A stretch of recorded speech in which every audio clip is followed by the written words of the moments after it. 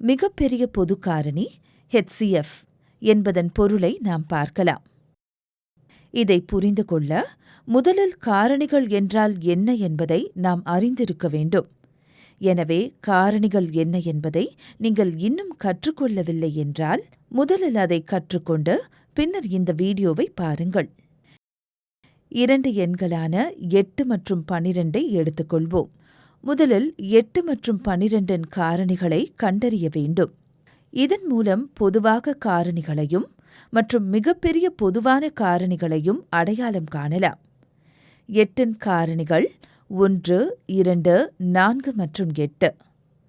12இன் காரணிகள் 1, 2, 3, 4, 6 மற்றும் 12.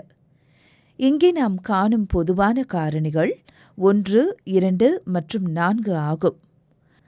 அனைத்து பொதுவான காரணிகளில் 4 என்பது மிகப்பெரிய எண்ணாகும்.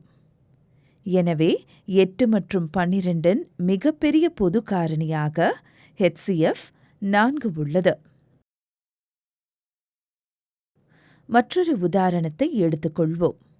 18, 24 மற்றும் 30 என்ற எண்களை கருதுக. 18இன் காரணிகள் 1, 2, 3, 6, 9 மற்றும் 18. 24இன் காரணிகள் 1, 2, 3, 4, 6, 8, 12 மற்றும் 24. 30இன் காரணிகள் 1, 2, 3, 5, 10, 15 மற்றும் 30.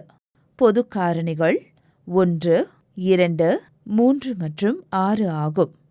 மேலும் அவற்றில் 6 மிகப்பெரியது. ஆகையால் மிகப்பெரிய பொது காரணி HCF 6 ஆகும்.